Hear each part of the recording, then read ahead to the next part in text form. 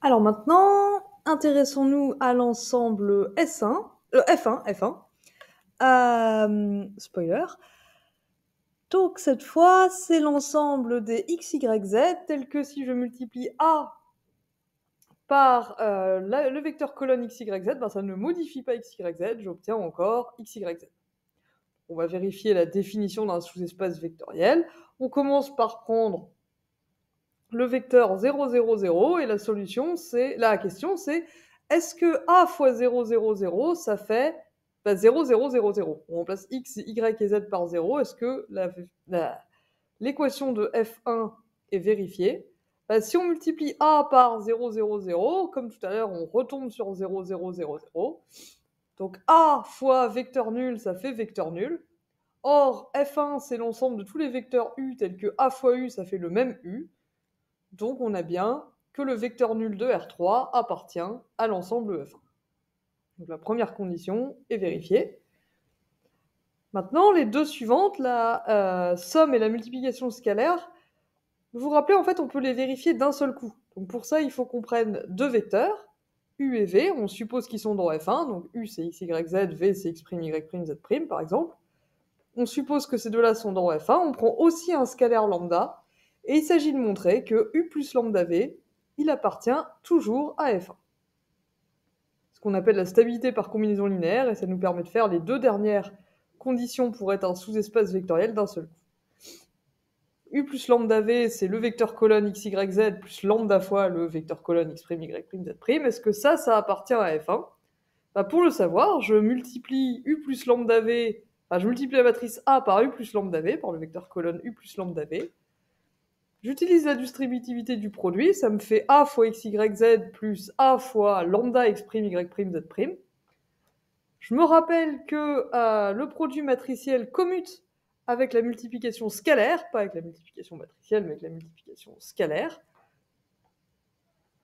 Et du coup, ça, c'est égal à A fois x, y, z, plus lambda fois A fois x', y', z'. Or, j'ai pas oublié que x, y, z, donc U, il appartient à F1.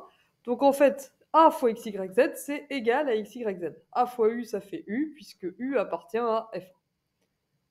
Pareil, A fois x', y', z', A fois V, ça fait V, parce que V appartient à F1. Et du coup, tout ça, ça me fait quoi? Ça fait U plus lambda V, ça fait x, y, z, plus lambda fois x', y', z'. Ce qui veut dire que si je multiplie le vecteur U plus lambda V par A, si je fais A fois U plus lambda V, je retombe sur U plus lambda V. Et ça, c'est pile la condition pour que U plus lambda V appartienne à F1. Donc, F1 est, comme on dit, stable par combinaison linéaire, et par conséquent, c'est un sous-espace vectoriel de R3. Il y avait une autre façon de répondre à cette question, en étant un peu malin, en écrivant qu'est-ce que ça fait F1. F1, du coup, on a dit que c'était l'ensemble des x, y, z qui vérifie la matrice A fois x, y, z égale x, y, z. Et si on écrit A fois x, y, z, on obtient comme tout à l'heure un système, sauf que maintenant, le second membre, c'est x, y et z. Mais c'est les mêmes x, y et z, c'est des inconnus ici, c'est pas un vrai second membre. C'est pas un second membre ABC, c'est des inconnus qui se seraient égarés du côté droit, mais on peut les remettre dans le droit chemin. Et dans ce cas-là, c'est l'ensemble des x, y, z, tels que 2x moins x, donc x plus z égale 0, x plus y plus z moins y, donc x plus z égale 0, 2x moins 2x moins z, donc moins 2x moins 2z égale 0. Et ça nous donne l'ensemble des solutions, que F1, en fait, c'est l'ensemble des solutions d'un système linéaire homogène. Et ça, on sait que c'est automatiquement un sous-espace vectoriel, d'après le résultat du cours qu'on a vu à ce sujet. En fait, c'est pas n'importe quel système linéaire homogène, à nouveau, c'est le système linéaire S1. Donc si vous remplacez alpha par 1 dans le premier exercice, vous allez tomber sur un système S-alpha qui est exactement celui-là. Il n'y a pas besoin de remarquer ça pour remarquer que c'est un système linéaire homogène et que par conséquent, l'ensemble de ces solutions, qui est égal à F1, c'est bien un sous-espace vectoriel.